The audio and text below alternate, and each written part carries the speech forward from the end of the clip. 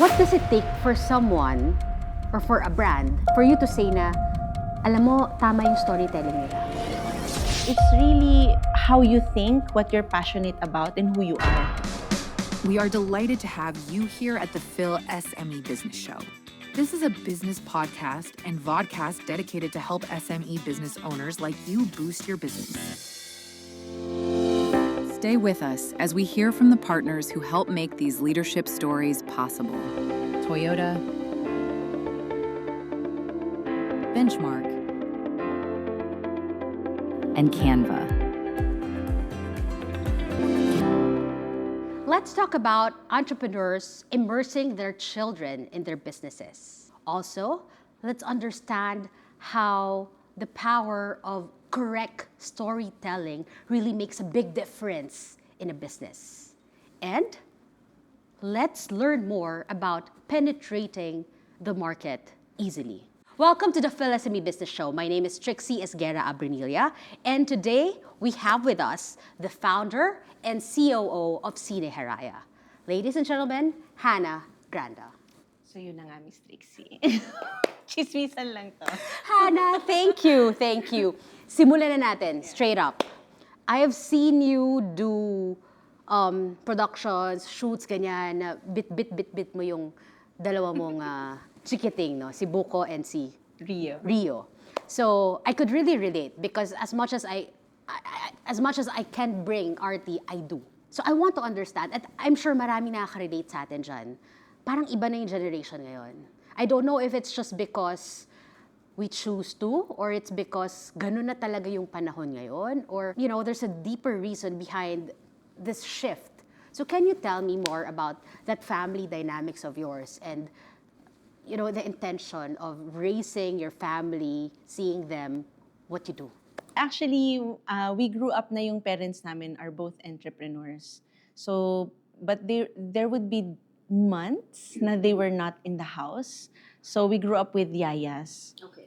There was a dark age ng aming panahon na yon na we had to tolerate some abuse ng mga yaya. Yeah, kinukulong kami sa bodega, sinisili yung bibig, tinethreaten kami ng plancha, ganyang level. Yeah, it was a part ng life namin. Syempre na-discover naman din ng parents ko. So meron akong trauma for that. So, but you know, when I got pregnant, and then I got pregnant again right after pandemic.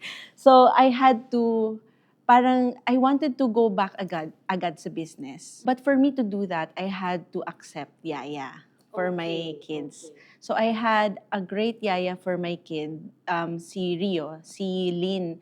But then when she had to go, I had to take another yaya from an agency. Tapos she stayed with us for about a year. And then when she left, tsaka lang sinabi nung cook namin na sinisigaw-sigawan pala niya yung anak ko, na during that time na pinati train, she was very mean to my child. So I felt really, really bad for it to be parang naging generational yung trauma.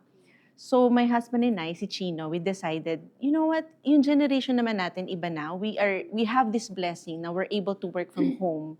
Our businesses, yung anak ko nasa taas lang ng bahay habang kami nagtatrabaho sa baba. So since we have that benefit anyway, why not involve our children na sa business?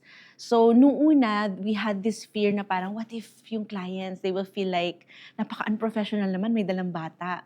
But you know what, hindi eh. Nag-develop yung children ko na they understood agad na when they're at work, and we really tell them, we're going to work, we're going out, we're gonna meet a client, we're going to work. So alam nila na they have to behave. In fact, at night, part ng prayer nila sa gabi is, I pray that the clients will be nice to mama or that the work tomorrow will be fun. So talagang naintindihan nila, naging part of their reality yung sumama sa work. And surprisingly, hindi lang sa understanding yung clients, we actually get a lot of respect for it. Na parang, wow, you involve your children, talagang you immerse them, tsaka they're so behaved. So parang, we get the respect din ng client na you're able to discipline your children. Yes, you're able to raise them that way. And we're talking about Rio and Buko, and they're, sabihin natin how old, how young they are. Rio is 4 years old and Buko is 3 years old. See? Diba? So, to have behaved toddlers like that at this generation, at this age, parang wow. Diba? So, ang ganda nung nangyari, no? And I think it was born out of, yung umpisa muna was like the fear of not having someone that we trust enough to take care of them. So, and then nagbunga sa, ay, you know what, para makita nila, ma-involve na sila. And parang naging training rin, discipline training. Yes. Tama. Tsaka naging marketing training. Ang funny kasi, pag may event kami, like, I think it was in World Bazaar na sinama namin yung 2 kids and they did flyering. Oo nga, Tapos nakita ko meron na yun. silang rejection therapy kasi nung una nalulungkot sila. Parang, oh, I did not get my flyer. Minsan namimilit sila ng flyer. Pero ngayon, everywhere we go, they say hi to people. They say, I like your clothes. I like your hat. Ganyan. Tapos minsan pag di sila pinansin, and unfortunately may mga taong nang i-ignore ng kids, sinasabi lang nila, that's okay. Maybe he's busy. Maybe he's thinking of something. So, That's so nice. That's so nice. So yung EQ mo, tumataas din. Ang nakikita nila na this is the reality of life. So, ang ganda, no? I mean, how I really wish I could have kids in the PhilSME, pero syempre hindi pwede talaga because of the nature of work of the expo there. But there has to be something. So let's see how the solution would come about. But other than that, I see more and more people involving their kids. And kahit ako, parang niisip ko na, you know what, di ba, parang half of the year here, half of the year in Germany. So I don't see myself being away from my kids, especially pag ganitong araw. Dahil nasa shoot tayo, hindi pwedeng gumalaw-galaw. No? We're in Minotti now, and alam naman natin talaga, there's spaces talaga na hindi talaga pwede yung kids. But as much as possible, I want to. Because I want RT, for example, to see na, ay, this is what mama is doing. Diba? Maybe I will like this, maybe I won't like this. So, kita na agad nila. At hindi naman ibig sabihin nun, yun na lang yung gagawin nila kasi they also have time for play and everything else. Ang ganda nung ginagawa niyo, Hannah. And how do you see it? Like, are you thinking also na they're leaning towards, for example, what you and Chino are doing, which is the production? Or as early as now, do you see a different interests with them? Sa ngayon hindi ko pa nakikita, but basically, feeling ko at their age, parang they're more interested on anything that has to do with mama and papa. Kasi it's modeling eh. So parang for them to mimic, they like to mock ngayon. Nakakaasar minsan, hinulit nila lahat ng sinasabi ko. They like to mimic, they like to mock. But everything we do, parang kami yung idol nila, yung mundo nila. So it's all about modeling. So even if they do not end up like, for us kasi syempre it's a legacy. But if they end up na they don't want to pursue yung what we're doing with Cine Haraya, I think sobrang dami pa rin nung hindi mo mapapalitan na what they get from joining us. Even as simple as learning photography, kasi we actually do teach photography. Learning photography, composition, what is beautiful, what is well lit. Kahit yan, in any career na pasukin nila, it will be so helpful to them. Exactly. So, ang ganda. ang ganda-ganda nito. You know, which brings me also to, I understand, nagulat ako na isa pala sa malaking problema ngayon ng mga entrepreneurs is yung, kunyari, ang dami nilang anak. Meron silang na-build na business, doing so well. It's been there for 20, 30 years. But then ngayon, ang problema nila, what do I do with this? Kasi ayaw ng mga anak ko. No? Tipong, okay, it's either ipagbili na lang nila or it would die with them. So, nag-iba na talaga. Sobrang nag-iba siya, Hannah. And as for you, I understand. No? So whatever they want, you will support. Doesn't have to do with what you're doing now. So same thing din naman with me. Diba? Siguro, I think, Miss Trixie, I feel that kasi my grandfather, he has 13 kids. And ang ganda ng legacy niya. My uncles and aunts and even us get dividends end of the year pa rin. And the business is just leasing. And then my parents, they had the business consultancy. I learned so much from that growing up kasi I also got involved. Yan ang first job ko. But even if hindi mapasa, I mean, ideally, no, maging generational. But I think it will still be kasi whatever I establish, like let's say Cine Haraya, ang hope ko is will be self-sustaining enough, will be financially free enough. I'll be able to travel with my kids. Maybe pag nag-stable kami in 2 years, makakapag-aral sila, we'll have a home. You know, everything na ipupuhunan ko from today until the age na they might or might not want to continue yung business, ang dami kong na-earn from this business. So even if it dies down, it's not a loss. Kasi I lived a life because of this business.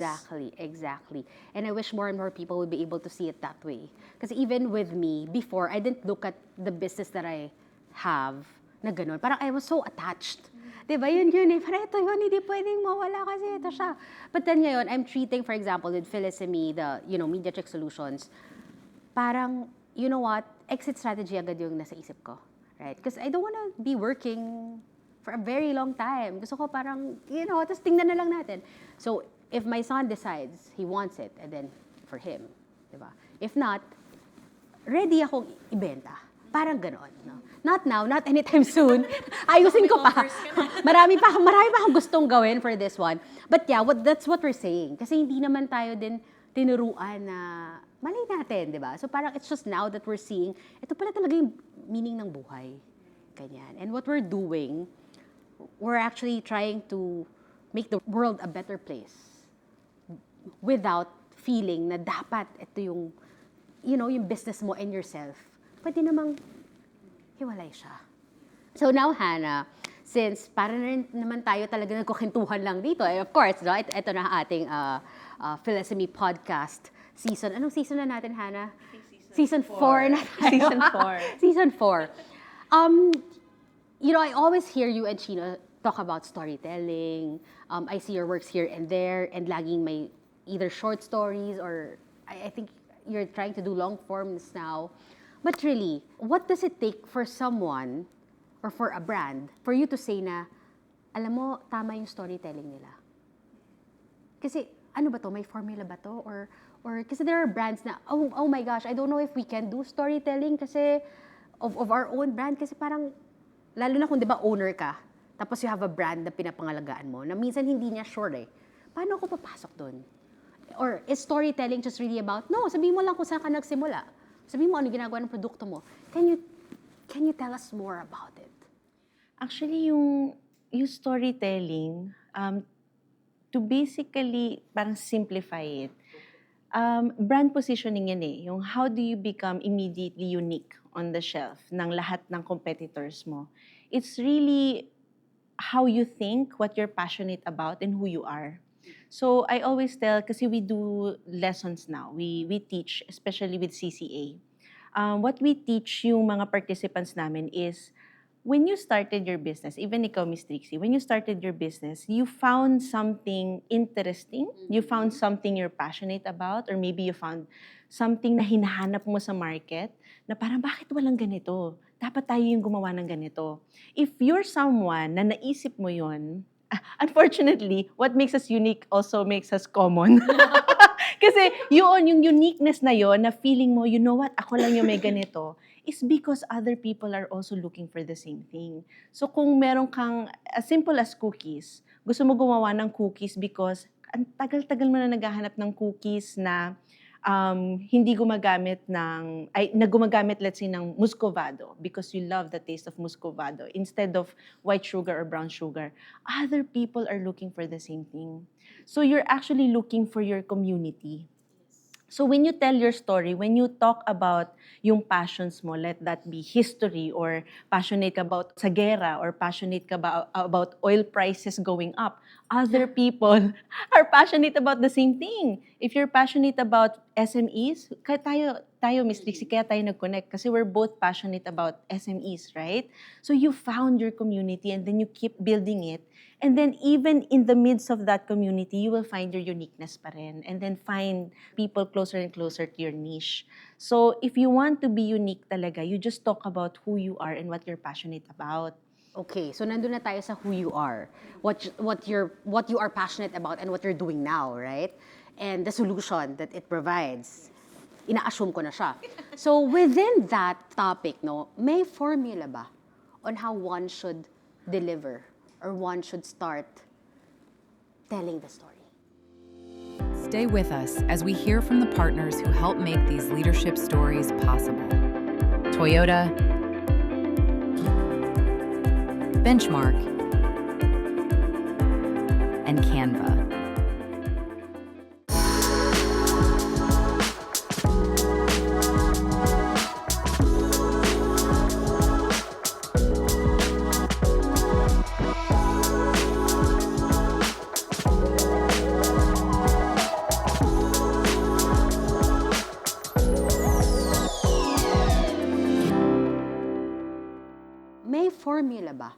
on how one should deliver or one should start telling the story? Sa akin, Miss Trixie, may tinuro kasi sa akin na yung hindi ko siya masyadong ma-explain eh. Meron kasing formula on how you talk about your story. So, meron yung tinuturo na PREP at saka ELA. So, but I'm not sure if this is something you can apply kapag social media na ang usapan. Magkaiba kasi yung platform. Iba yung usapan, iba rin yung platform. So, yung PREP is very easy, PrEP. It's just point, reason, example, and point. So, it shows the things na you believe in, yung stand mo on things, what you believe na, or what is yes or no to you, what you will say yes to or no to, PREP yung sagot dyan. So, but yung ELA naman is how you can connect with other people by telling stories about yourself. Yung ELA is just experience, lesson, and advice. So, it can trigger you, like, pag sabihin ko sa'yo, Miss Trixie, yung word na gulong. Meron ka bang naalalang experience mo na may kinalaman sa gulong? Right? So, and then we talk about it. So, it's like triggering you. So, every time we're talking to make the conversation longer, kinoconnect mo yung sarili mong kwento sa kwento ng ibang tao. So, that's a conversation roller. So we're Parang saying now, when we talk about the right, proper way of how you tell the story, of course, iba-iba yung, there's no one perfect formula. Hanapin mo muna saan ba babagay yung gusto mo sabihin ngayon, right? So we have two points yan. Ang dami niyan eh. Parang, if I'm not mistaken, siguro it can even, mga 10, mga ganyan, iba-iba. Which I remember, may AIDA din. Attention, interest, desire, mga ganon, di ba? So, ang dami nga naman. Bigla ko naalala, in Toastmasters, that's what we do. Ang tagal na kasi. So, sideways lang tayo. If you are a business owner and you want to be more confident and you want to understand how you can communicate better, join Toastmasters. Google nyo lang siya. Marami siya in the Philippines.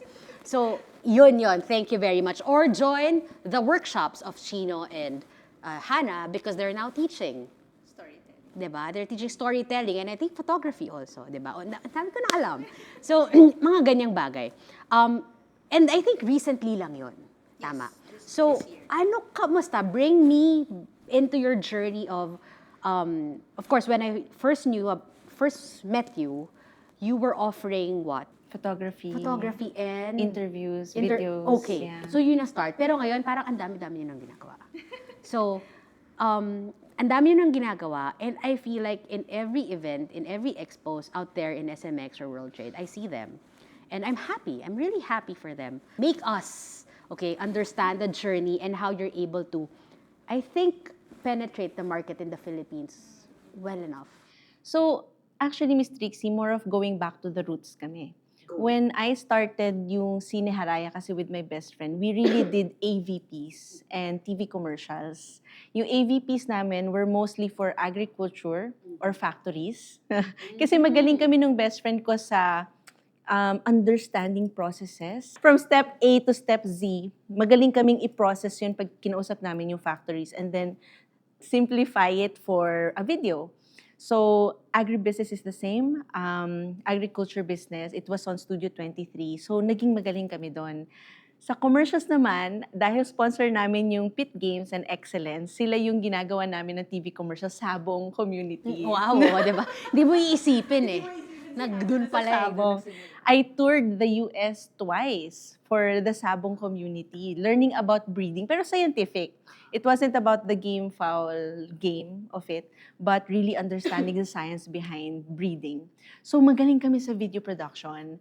But then yun nga, nung pandemic, nag-shift kami to photo so we can stay in the house. And then back to roots kami ngayon. Kaya actually, hindi sa dumami yung offers namin. It's just that we focused again on video production kasi dun kami magaling. Yung intindihin ko, what do you want to say? What is the story behind this? And then, paano natin to ikukwento na people will be able to digest and to love you and understand because stories make you fall in love. Diba? Alam naman natin yan, para sa paborito kong apo.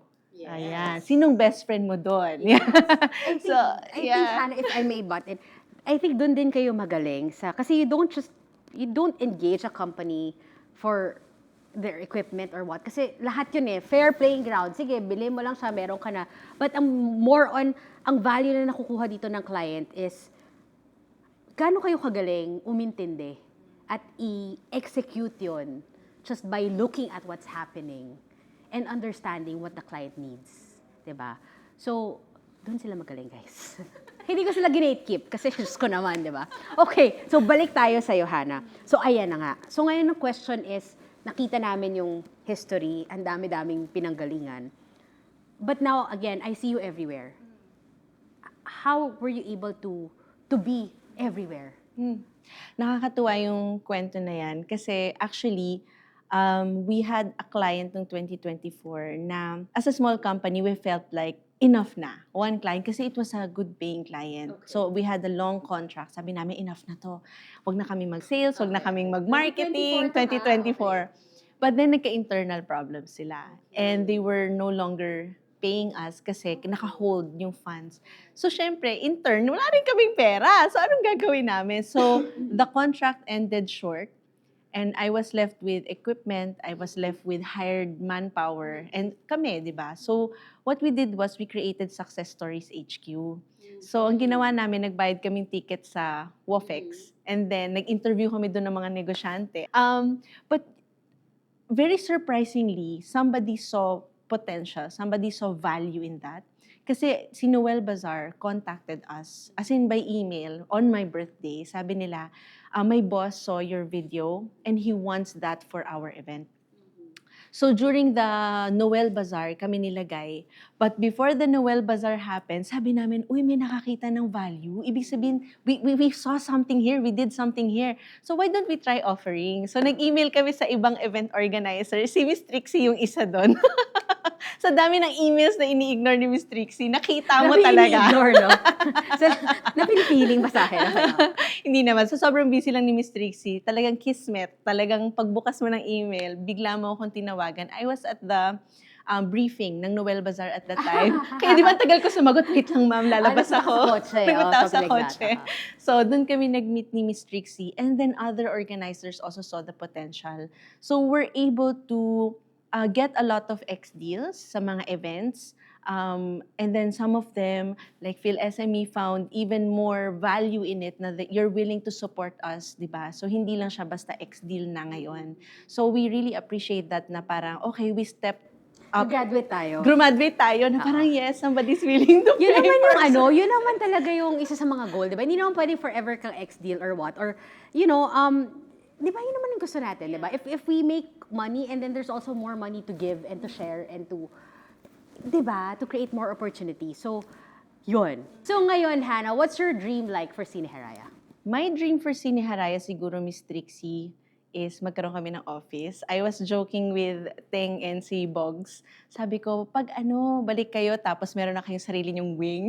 Ganun yung mga dreams namin. Meron na sariling wing, meron ng corner office si Teng, ganyan.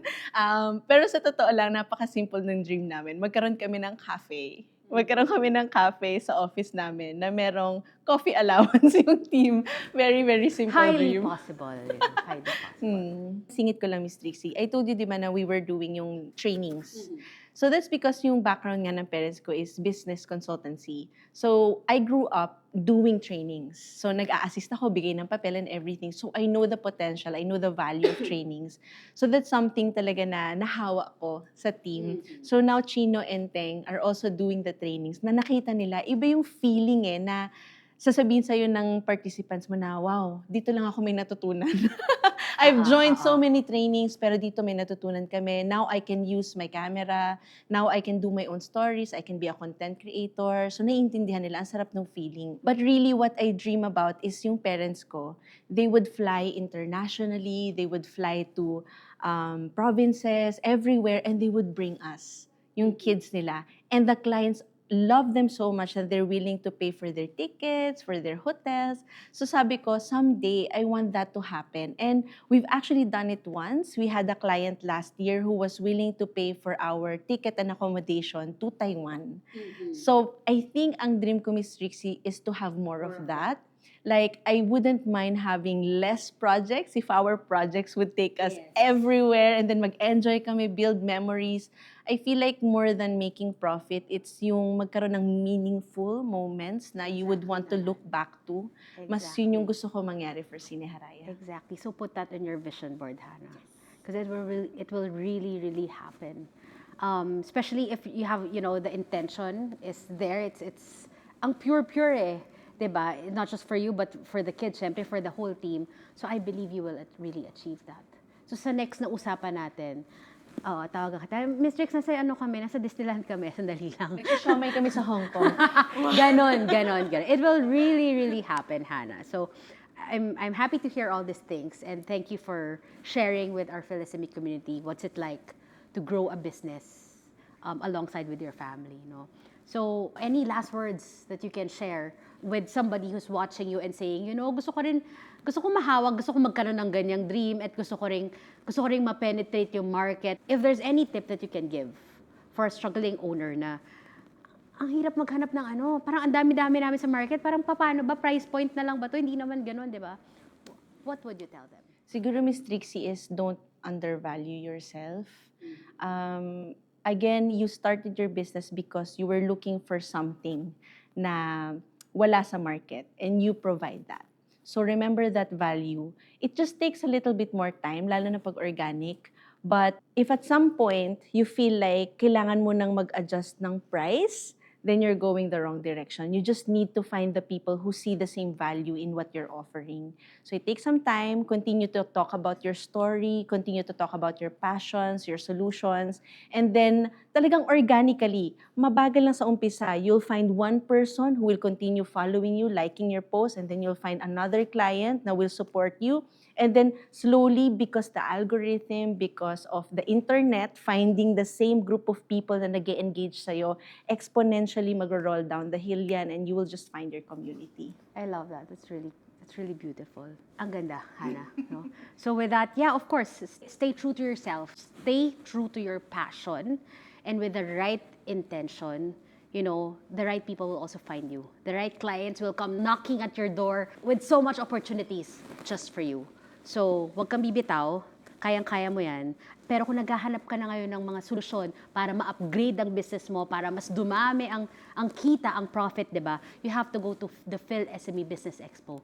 They're always there. Lagi sila may malaking booth doon. So, you've been joining for how many events na? 3 na. I always say this, but sa Phil-SME Business Expo, you will find people who are also looking for you. If you're looking for people na might be experiencing the same challenges in business, o kaya they have the solutions, the advice, or maybe you're just looking for people na pareho mo, na negosyante, and would like to grow with you, then lahat sila na sa Phil-SME Business Expo, walang nag-gatekeep doon. Lahat kami doon would love to share and see you grow and see you succeed. Thank you very much, Hannah. You've been with us for quite some time, and you'll continue to see them there at Cine Haraya. So, I'll see you in May 2026. Yes. And if kailangan nyo pa ng more questions, you want to start your own story, you don't know where to begin, you want to find the content that sells for you, dapat yung content mo yung mga sales lady at sales people mo na magbebenta ng business for you, then I'll see you at the 18th Phil-SME Business Expo on May. Thank you very much, Hannah. If you liked this show, like and tap the follow button. Please feel free to leave us a review before you go, as this will definitely help more SME business owners in the Philippines. Thank you. Until the next episode.